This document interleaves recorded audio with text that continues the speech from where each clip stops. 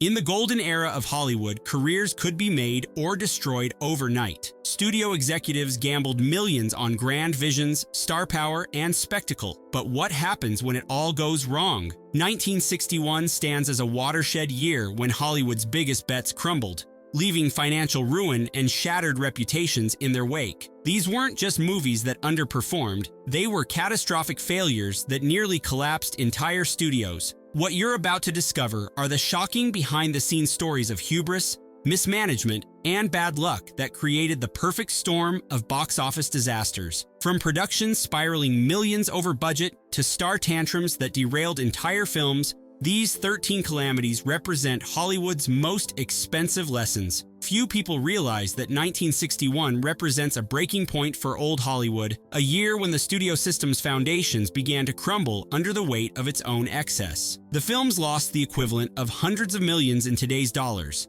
Yet, their stories have largely been buried by an industry eager to forget its most painful failures. Let's dive into the catastrophic productions that made 1961 the year of Hollywood's costliest mistakes. The Misfits represented United Artists' prestigious offering for 1961, carrying a hefty $4 million budget, $35 million today, and an unmatched pedigree. Clark Gable, Marilyn Monroe, Montgomery Clift, directed by John Huston, from an Arthur Miller screenplay. This dream combination seemed guaranteed for success. Instead, it became a financial disaster and a tragic swan song for its lead stars. The production in Nevada's desert quickly descended into chaos. Monroe, struggling with personal issues and her crumbling marriage to screenwriter Miller, frequently arrived hours late or couldn't perform at all. Her dependency on medication resulted in constant delays, with some days yielding only minutes of usable footage. The wild Mustang capture sequences proved particularly problematic. Animal welfare advocates protested the authentic capture methods,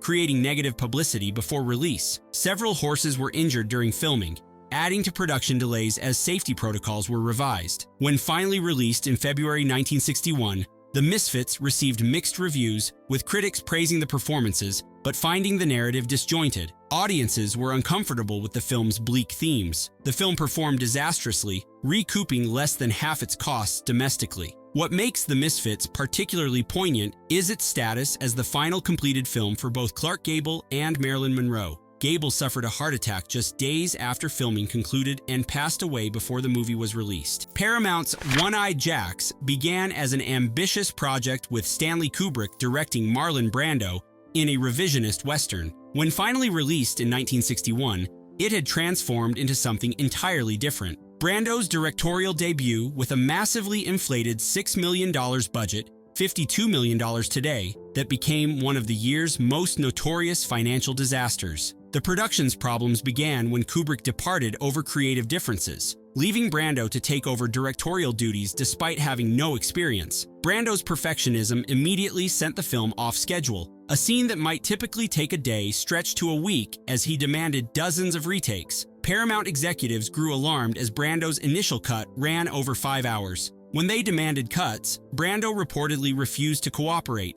forcing the studio to edit the film themselves. The resulting power struggle created a compromised final version that satisfied neither Brando's artistic vision nor commercial requirements. Upon release, One-Eyed Jacks received respectful reviews but failed dramatically at the box office. Audiences found the film's moral ambiguity and deliberate pacing challenging compared to traditional westerns. Despite Brando's star power, the film barely recouped half its production costs. The aftermath was swift and definitive. Brando would not direct another film for the remainder of his career. Paramount implemented stricter budget controls and creative oversight, particularly for actor-driven vanity projects. United Artists invested $3 million, $26 million today, in Judgment at Nuremberg, Stanley Kramer's unflinching examination of the Nazi war crimes trials. With an all-star cast including Spencer Tracy, Marlene Dietrich, Judy Garland, and Maximilian Schell, the studio positioned the film as their prestigious Oscar contender.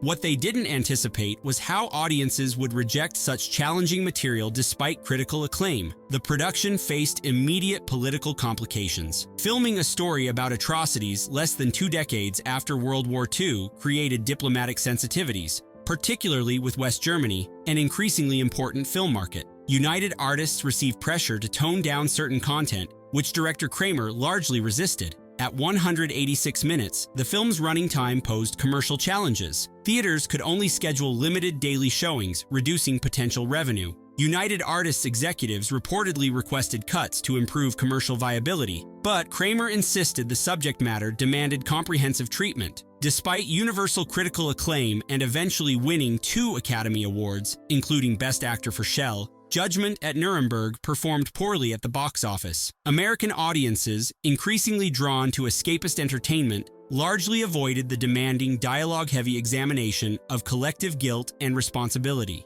For United Artists, the film's financial disappointment reinforced the growing industry belief that serious, adult-oriented drama was becoming commercially unviable regardless of quality or star power. Samuel Bronston Productions gambled everything on El Cid, a sweeping historical epic starring Charlton Heston and Sophia Loren. With a budget of $6.2 million, over $53 million today, it represented an enormous financial risk for a smaller production company. What made this production particularly challenging was the intense personal animosity between its stars. Sophia Loren reportedly disliked Charlton Heston to such a degree that she refused to be in the same room with him except when necessary for filming. This meant scheduling nightmares, separate rehearsals, and in some scenes, the two weren't even on set together, shot separately and combined through camera tricks. The production employed 7,000 extras for battle sequences, with costume and armor costs alone exceeding $1 million.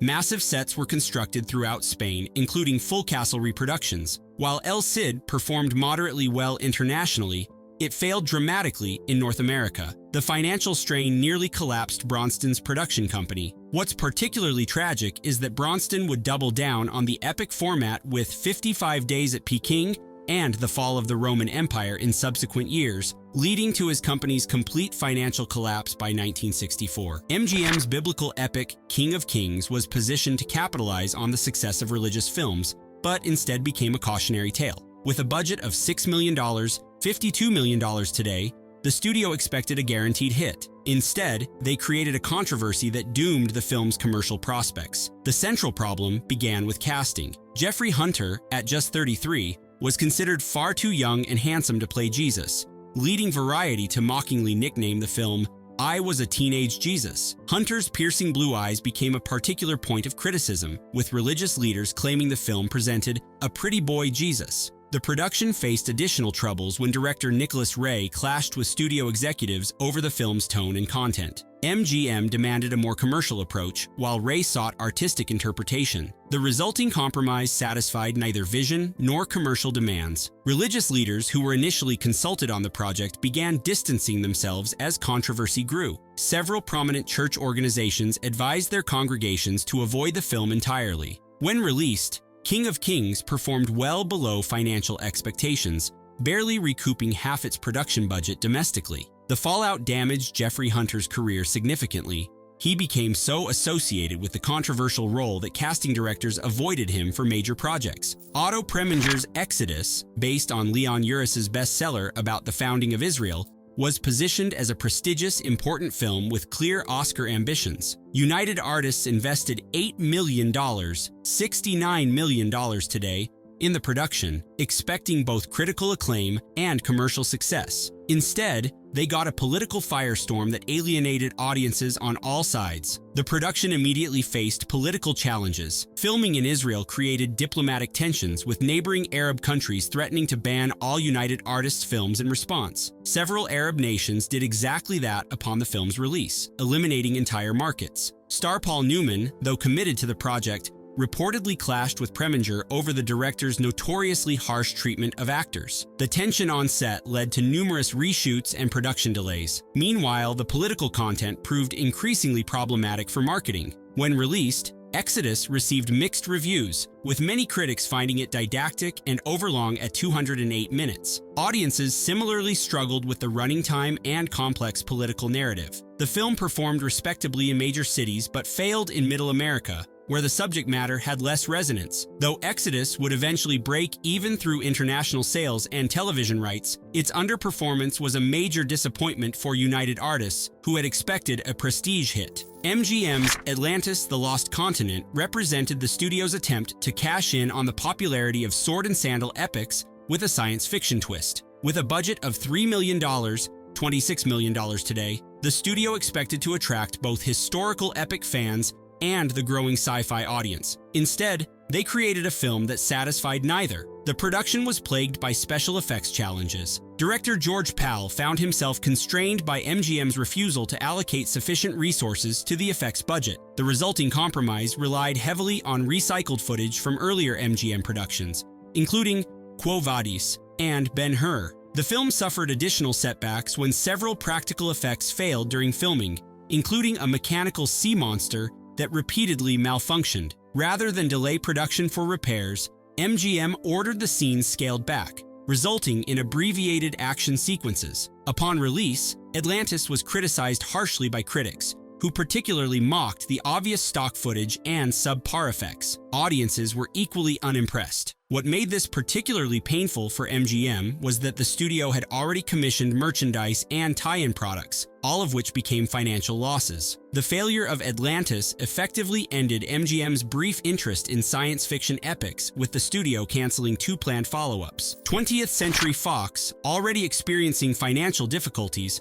compounded their woes with Francis of Assisi, a $3 million film, $26 million today religious biopic they hoped would appeal to the Catholic audience. Despite the significant built-in market of Catholic viewers, the film became another entry in 1961's parade of religious-themed failures. The production faced credibility issues from the start with the casting of Bradford Dillman, who lacked the name recognition or perceived spiritual depth for such an iconic religious figure. Director Michael Curtiz, once among Hollywood's most reliable filmmakers, was well past his prime and struggled to bring energy to the material. Though shot on location in Italy, providing authentic medieval backdrops, the production was hampered by unusually bad weather that delayed filming. The film also suffered from Fox's distraction with their other crisis, receiving minimal creative oversight or marketing support. Catholic publications gave the film lukewarm reviews, praising its reverence but criticizing its dramatic inertia. Without strong support from religious leaders, the film failed to generate word of mouth among its core demographic. General audiences showed little interest, and Francis of Assisi became a significant money loser for Fox at a time when they could least afford it.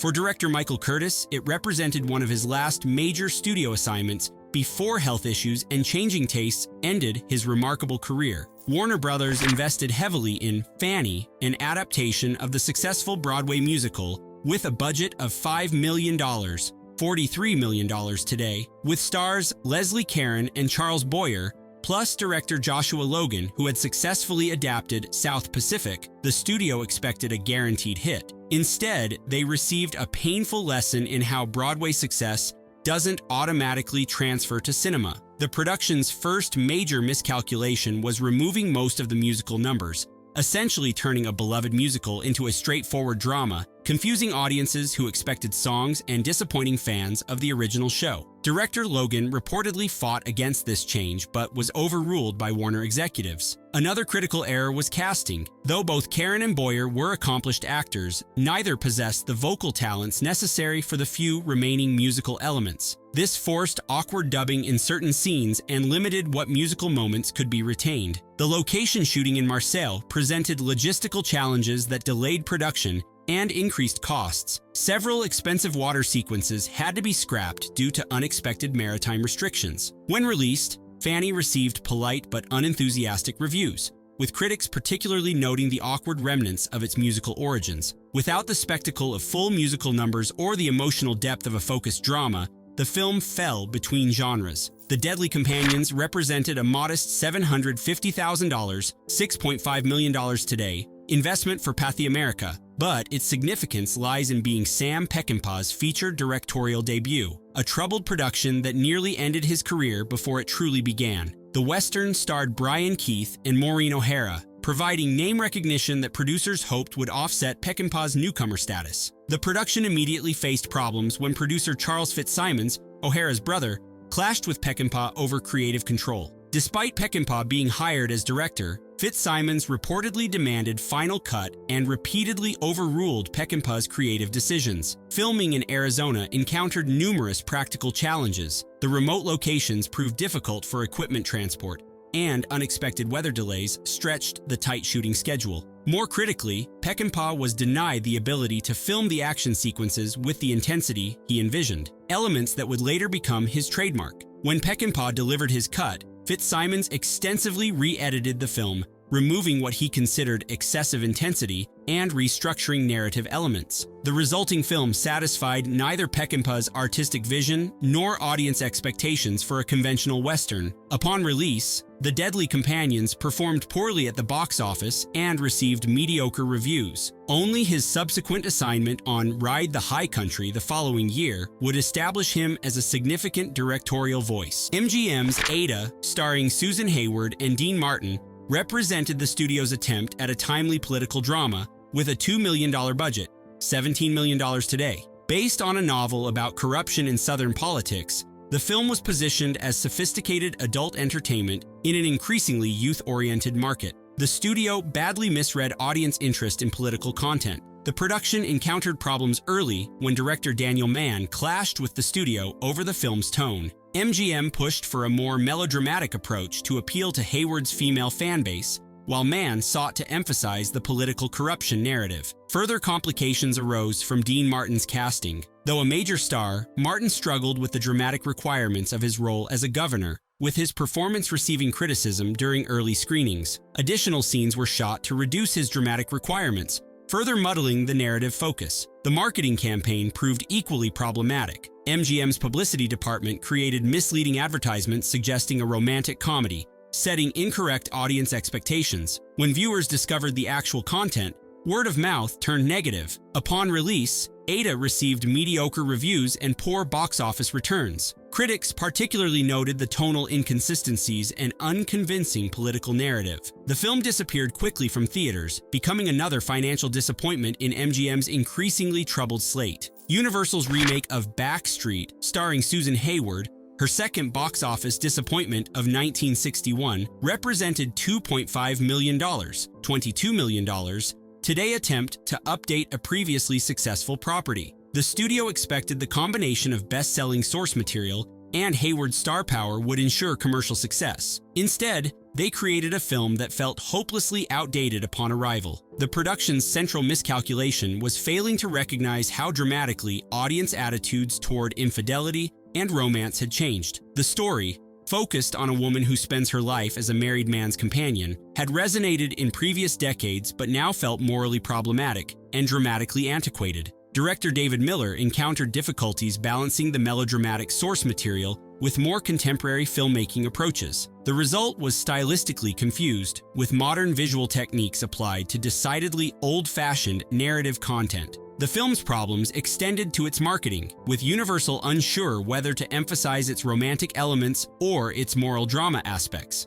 Women under 30 showed little interest in the story's dated premise, while older audiences, who might have appreciated the material, were deterred by the modernized elements. Upon release, Backstreet received negative reviews and poor attendance. Critics particularly noted how the social changes of the late 1950s had made the entire premise feel irrelevant. For Susan Hayward, the dual disappointments of Ada and Backstreet in the same year damaged her bankability as a leading lady. Paramount's Breakfast at Tiffany's, despite becoming a cultural touchstone, represents one of 1961's more surprising financial disappointments. With a $2.5 million budget, $21.7 million today, the adaptation of Truman Capote's novella starring Audrey Hepburn was expected to be both a critical darling and commercial success. Instead, it became a film that would find its audience years after its initial underwhelming box office performance. The production faced immediate challenges when Capote publicly expressed disappointment with Hepburn's casting, having preferred Marilyn Monroe for the role of Holly Golightly. This created pre-release tension, with literary fans questioning the adaptation's faithfulness. Director Blake Edwards also faced studio pressure to soften the novella's edgier elements, resulting in significant deviations from the source material. Behind the scenes, Paramount executives worried about the film's commercial viability, considering Hepburn's previous film, The Unforgiven, had underperformed. Their concerns led to marketing confusion, with promotional materials unable to clearly convey whether the film was a sophisticated romantic comedy or a dramatic character study. George Peppard, cast opposite Hepburn, reportedly created on-set tensions with both his co-star and director Edwards. His method acting approach clashed with Hepburn's more intuitive performance style, creating scenes that sometimes lacked the chemistry the story required. Upon release, Breakfast at Tiffany's received mixed reviews, with many critics praising Hepburn's performance but finding the narrative unfocused. The film performed modestly at the box office, falling well short of Paramount's financial projections despite Henry Mancini's Moon River becoming a hit song.